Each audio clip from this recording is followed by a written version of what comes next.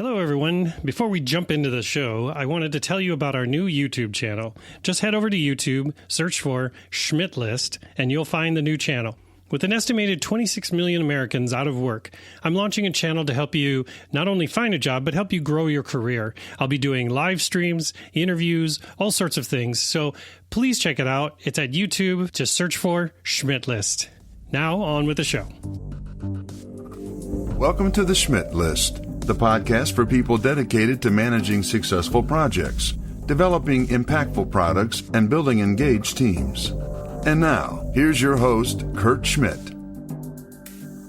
John, thank you for joining me on the show today. I appreciate you taking the time out of your crazy schedule to join me for a conversation. Thanks for having me, Kurt. I'm excited to be here. So, John, you're the CEO of Jump Technologies, and I know that you are in technology and you work with supply chain and inventory management. Can you tell me what Jump Technologies is and what it does? It's been around for a while, too, right? It has. We started out in the supply chain business in many different vertical industries. So we did work in government, and we did work in office supplies, we did work in industrial supplies, we did work in electrical supplies. And about 6 years ago, we were introduced to the healthcare market. And we're quite honestly shocked by what we saw in that the supply chain in healthcare, the way materials are managed inside of a hospital, was 25 years behind technology where the rest of the world was.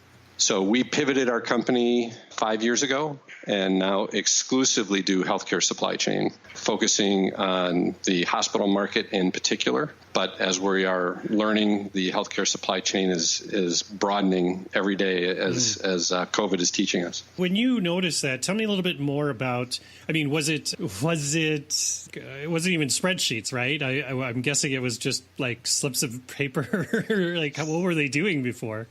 Most hospital ERP systems that are out there have a supply chain module, but supply chain in a hospital typically helps them buy things better.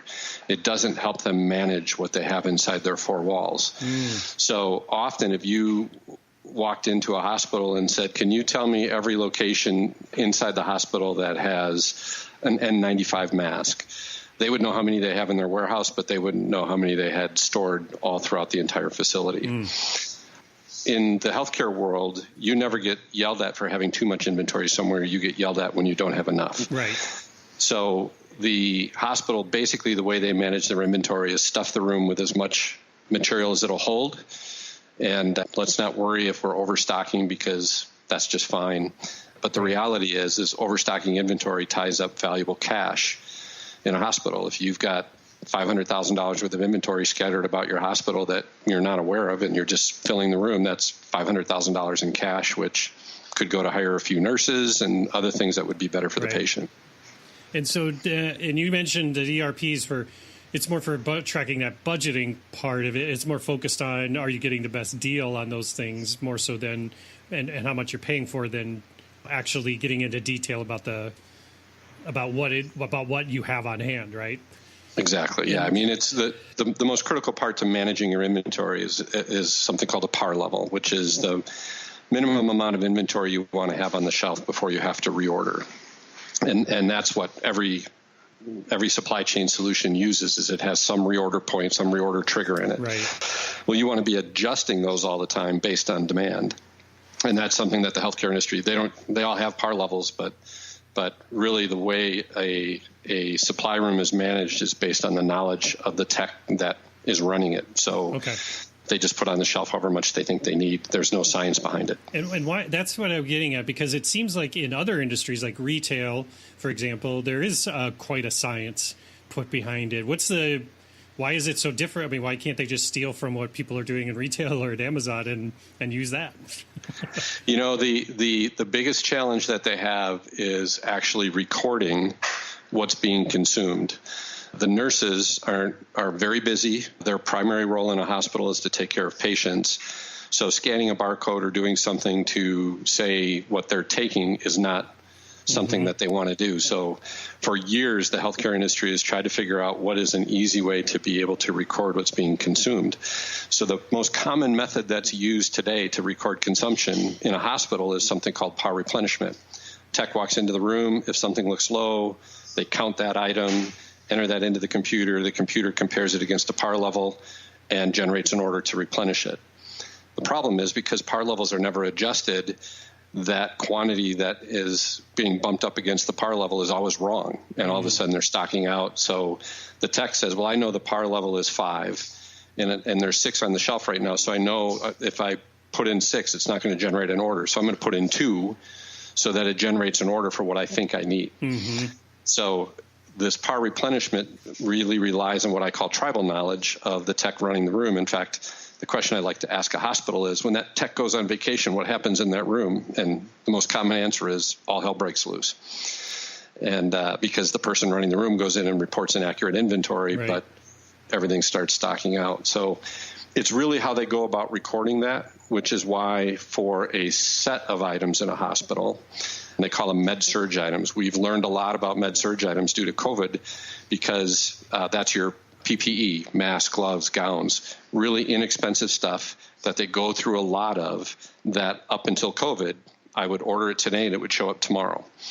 So, and the reimbursement that they get from insurance companies on the consumption of that is next to nothing. So you really don't want to spend a lot of time, energy, and money keeping track of it.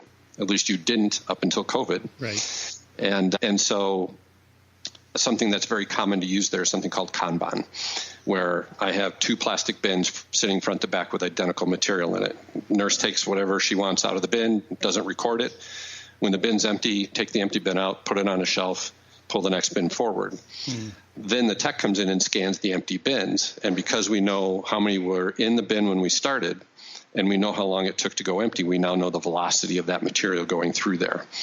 So and Kanban's been around for 30 years. Okay. Toyota invented it, and the next challenge that a hospital has to implement that is, believe it or not, having space to store this stuff is really difficult for them. Okay. Because the hospital wants every square foot used to generate revenue, take care of a patient. Mm-hmm. But at the end of the day, I think what's going to come out of COVID is everybody realizes now the value in understanding how fast we're going through that stuff. So they're going to take the time to be able to record and measure that velocity so that they make sure they never run out again. And so it sounds like, and I'm reading kind of between the lines of what you're talking about here, John, is it's not even just the technology, but it's the culture of these organizations that is kind of pushing against this sort of thing, right? Like somebody saying like, well, I don't have time to scan every mask I use and this and that, right? I mean, is that what you experience sometimes? Absolutely. Yeah. And again, it's a difficult thing, right? The average nurse in a OR suite today, for every hour they spend taking care of a patient, they spend 30 minutes documenting things. So they're very resistant to have to document anything new, like the consumption of materials. So I get it. So again, you have to figure out a way to make that really easy for them. Right. Same point in time, these techs are relatively low paid folks in the room, the techs that are counting the inventory in the rooms. And they have hundreds of products to count every day. So yeah, the workload associated with it and the culture of a clinician, which is I'm here to take care of patients, I'm not here to help manage inventory. Right.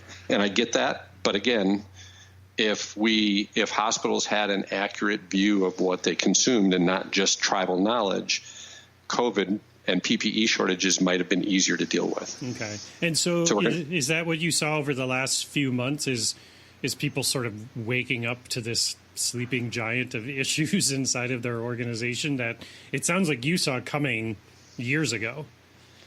Yeah, I have been telling the healthcare industry for years that they lack the data to be able to really efficiently manage their inventory. So I need to know how much I have. I need to know where it's at. I need to know how fast I'm going through it. I need to know who's using it.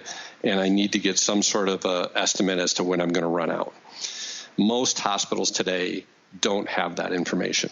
They literally, because the distributors in healthcare are phenomenal. They generally deliver 98% of what a hospital needs within 24 hours of them placing the order. So that allowed the hospitals to relax and not worry about it. If I run out of it today, I'll get it tomorrow.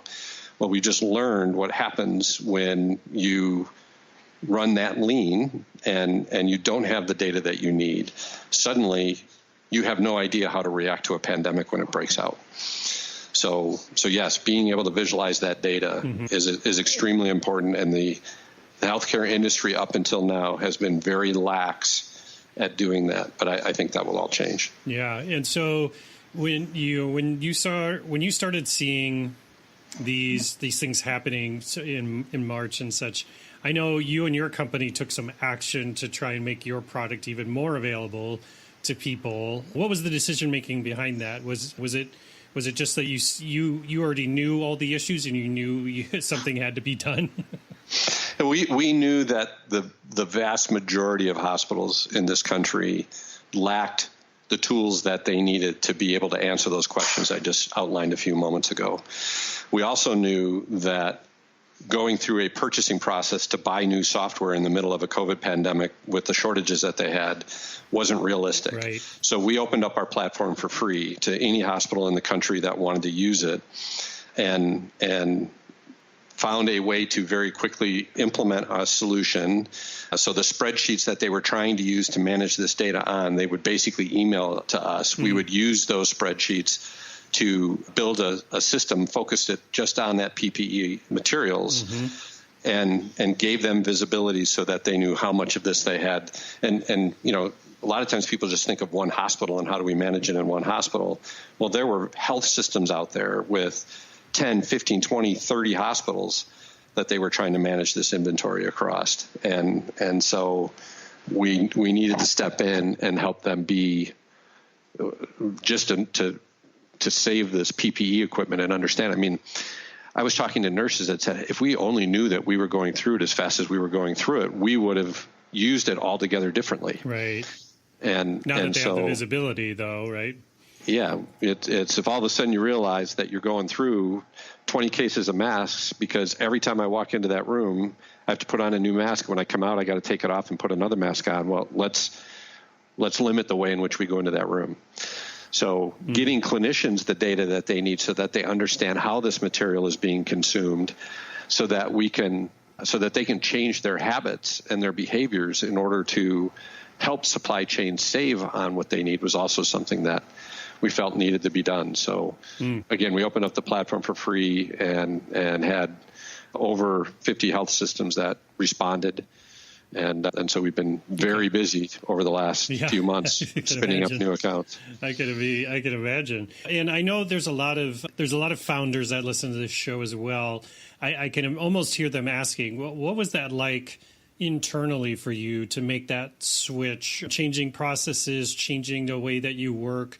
Just like you were mentioning, there has to be this culture shift inside of these organizations in order to better track this inventory. Did you find you needed to overhaul some things internally, or was it a pretty smooth cutover to starting to offer that to people? Well, in terms of how I assessed our business and what we were going to do to respond to this COVID situation, I mean, what was in front of me was every single hospital that we were talking to who we were going to sell our solution to said, we're delaying the project. Every project that we had underway that we were delivering our software to shut those projects down. And our business doesn't get paid until the software is implemented. And so suddenly I had my sales pipeline gone. I had my implementation pipeline gone, which was impacting where we were going to go from a cash perspective. But the good news is that we are a reoccurring revenue model. So it's not like we didn't have any money coming in the door. Sure. We had this reoccurring revenue that we could live off of. But do I send all my implementation people home? Do I throttle down my development organization? And the answer I said is, let's open the platform up. Not only was it the right thing to do from a U.S. citizen humanitarian point of view to help people, but it also allowed me to keep my business running as normal. I basically had to put a hiring freeze on so that we weren't spending any more money. But it also created a sales pipeline that we could use at the other side of COVID. So all these hospitals that are coming to us that are now running their inventory on our platform for free are now in the midst of starting conversations with us about continuing to use the platform as a paying customer. They thought they were going to be doing this in July. We've just had a second wave of COVID crop up, so it's slowing things down here a little bit in terms of sales cycles. But the reality is that we have a number of hospitals now that are running on our platform that would take an 8-month normal sales cycle and probably shorten that down to 2 months as we go through contract negotiations with them. So from a business perspective, I just looked at it and said, I can't sit here and do nothing. I can help hospitals as a citizen, and at the same point in time, put my business in a position to be able to come out on the other side of this and have new prospects that we would have worked really hard and gone through a very long sales cycle with, that I now have a shortened sales cycle, and I've already proven my software inside their hospitals. That's great. That's awesome. So the funny thing is that I've talked to a number of people who build platforms, and obviously, my company helps companies that build platforms. And something I've seen over and over again is if you could get some of these folks to just use the product, they'll see the value in it. But it seems like that is everything when it comes to selling these sorts of platforms, is if you can get them just to try it out and use it, they'll see very quickly what the value is. But it's that first initial thing that's super hard to make happen. So what it sounds like, by making it free to just jump in, and you also taking the work off of their hands, which I think is a super smart thing, where it's not, well, here it is, fill it in when you have time. It's no, send me your data. I will fill it out for you, and I will get you up and running, which I think is just an awesome move on your part, John. Well, thank you. Yeah, I have something that I call the penguin theory. So if you've ever watched a National Geographic special and you see the penguins all lined up on the edge of the iceberg, and one will jump in and they all kind of look, and then 2 or 3 will jump in and everybody sees that nobody's getting eaten, and then all of a sudden a wave of penguins goes into the water.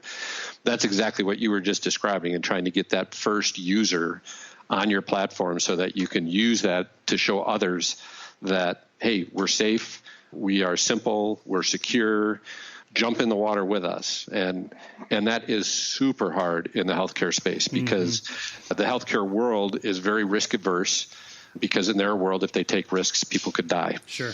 So getting someone in healthcare to actually want to be an early adopter or an innovator of technology, those hospitals are few and far between. They're out there, but most hospitals are waiting till they see those innovators do something before they'll even listen to you. Right. And just like you said, there's that part, and then there is the culture sort of change that needs to happen inside the organizations to be accepting of this new process and these new things that, no, we're not here to make more work for you.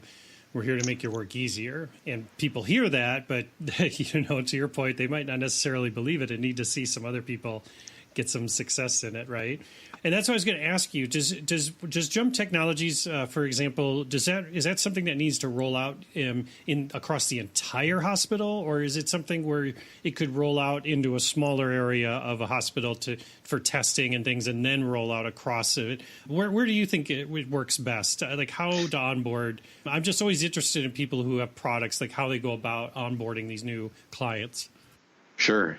Well, so in a hospital, you've got different areas that have different inventory needs. So that med-surg inventory that I was describing before that you find on every floor in a hospital, that is something that's really easily managed in that Kanban that I was describing.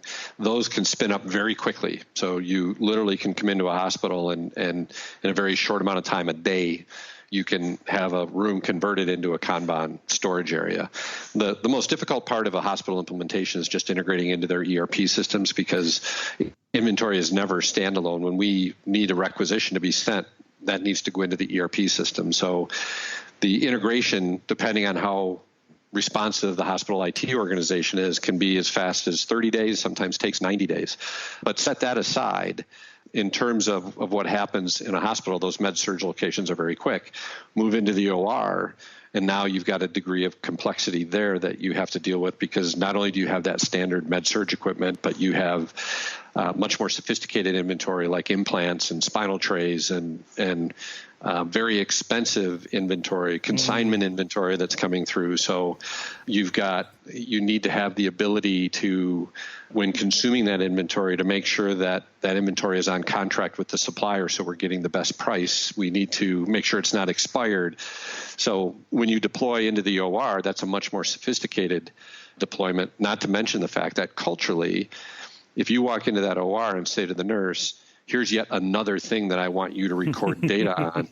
If they have a scalpel, they're going to stab you in the eyeball because they're not going to be happy about that. So you have to walk in, understand how they're doing things today, and then complement what they're doing to make it easier. So in our case, our solution, rather than give them something that inputs inventory data into our system and then they've got to turn around and put it into their electronic medical record system, we become the data capture point for all systems, and we update the EMR, we update the ERP, we update their contracting system. So the nurse just has one place to put it, and we'll put it in all the multiple locations that it needs to go into.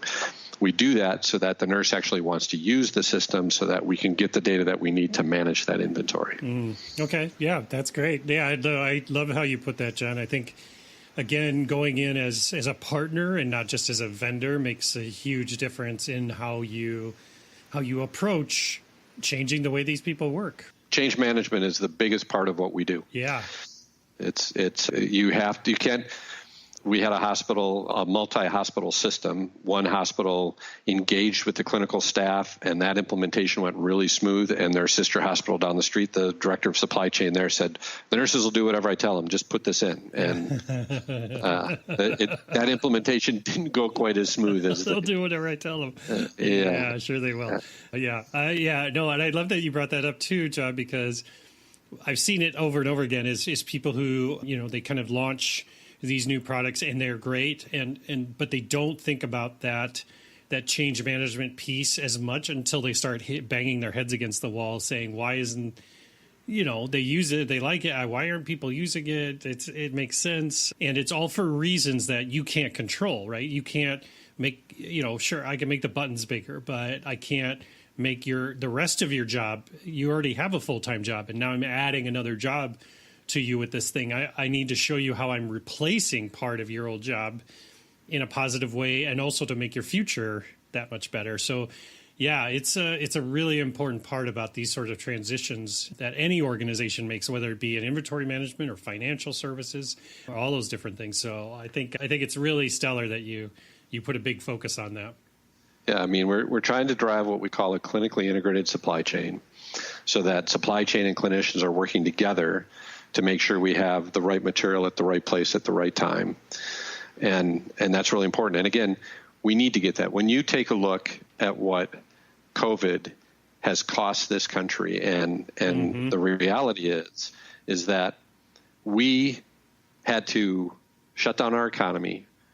We had businesses that are now out of businesses. We have people that got sick that didn't need to get sick because we didn't have PPE. We had people that died that didn't need to die because we didn't have PPE. Hospitals lost millions. People were laid off. Unemployment is through the roof, all because hospitals couldn't deal with the influx of COVID. And supply chain was caught off guard. We didn't have enough PPE. Everybody's waving their hands saying, please don't do this. So the cost of doing what they have been doing is trillions of dollars and human life. So hospitals are going to have to change the way they do things now in order to avoid this ever happening again. And it's not just hospitals. It wasn't just hospital supply chain that broke. Manufacturers couldn't manufacture enough. Distributors couldn't get it to where it needed to go. GPOs didn't know, group purchasing organizations didn't know what to do. It was a total failure across all of supply chain. And the reality is, when we talk about data visualization now, in order to do this, not only do I need to know what's going on inside my hospital, but I need to know what's going on inside all of the other hospitals that I own, because I may be out of PPE in hospital A, and hospital B 10 miles away has got plenty. So let's be able to understand that and move it around. We're also going to need to be able to share data across hospitals. I mean, in New York City, which was being crushed, and we have many hospitals in New York City that use our platform, if New York Presbyterian could see what was going on at Mount Sinai two separate healthcare systems, but if they could share that data so that if one could help the other, they should be able to do that. So share data within my hospital, share data within my health system, share data within my city, within my state, within my region. I mean, we could see it on our system because we're a cloud-based solution. We could see that the middle of the country had plenty of PPE, and yet they're dying for it out in New York City. Well, let's move it. The government needed to be able to see what was there. The hospitals needed to know what the government had. N95 masks they went from 85 cents to $10 because the federal government was trying to buy the same mask that the state government was trying to buy. That was the same mask that the hospitals were trying to buy. So being able to collaborate within the supply chain so that we can see the supply chain data in many, many different ways so that when we hit the pandemic button, all of a sudden it's like, okay, now let's have this. Imagine you're sitting in the war room in Washington, and you've got this massive dashboard showing you what's going on with your critical supply chain inventory. And we know now what we can manufacture here in the United States and how fast we can manufacture it. Because what hospitals are going to do that's wrong, they're going to go buy $1 million worth of PPE inventory. Right. And when they do that, when they overstock that inventory, that $1 million that they're going to use, and I know of several hospitals that have spent $1 million, and yet they've got furloughed nurses and packed ICUs. Why not take that $1 million and hire nurses who can tend to the ICU and sit down and figure out, understand every link in the supply chain from raw materials to manufacturing to distribution to the hospital, and say, okay, here's how fast we can move it from manufacturing to the hospital. Here's we need 6 days worth of supply of inventory on hand, not 45 days worth of supply. And so it's going to take reimagining healthcare supply chain to something that we do inside of a hospital with tribal knowledge, with supply chain technicians, to a collaborative environment with the government, with hospitals in city, state, region, all working together to make sure that we have what we need, where it needs to be, so that we're taking care of patients and we're not having to shut our country down again. We're not having to put on a plastic bag rather than a gown. And so there's a significant amount of work out in front of us. But our little piece of that, in that reimagining of supply chain, JumpTech's little piece that we're focused on is we just want to help be that data visualization tool so that they can see all of this information and then be able to make the decisions off of it that they need to make, whether we're dealing with a pandemic or whether we're in a hospital and we're looking at clinical variances we've got 5 doctors doing knee surgery and they're all using different materials and the costs for those procedures are all different. Well, which of that is best for the patient? And let's eliminate those variances, standardize on what's best for the patient, which at the same point in time will allow them to have better purchasing power and save money. So reimagining the healthcare supply chain needs to happen in all of these links so that we avoid the massive costs that we have just all gone through and are still going through. Yeah. And we look forward to being a small piece of that solution. That's awesome, John. Well, John, I want to thank you for joining me on the show today. I learned so much about the inner workings behind this kind of mess we've gotten ourselves into, and I'm really hoping that people are using your product and streamlining this operations side of it. Sounds like it's really needed. So if I want to learn more about JumpTech and the work that you do, where's a good place to go to find out more information? www.jumptech.com, JUMPTECH.com, or you can call us. Our phone number is 651-287-6000, and we'd be happy to help you out.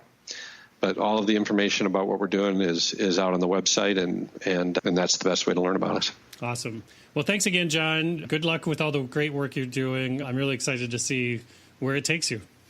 Thanks for having me on, Kurt. Really enjoyed the conversation. Thank you for listening to Schmidt List. If you like this episode, you'll love our new YouTube channel. Just head to YouTube and search for Schmidt List and subscribe. We'll be doing live interviews and career coaching weekly, so I'd love to see you there. If you're interested in how my company Foundry accelerates innovation, head to foundrymakes.com to check out all the work produced by our amazing team of strategists, designers, and engineers for companies of all sizes. And one last thing. Please take a moment to leave a review on iTunes, as it helps other fantastic people like yourself find the show. Have a great week, everyone.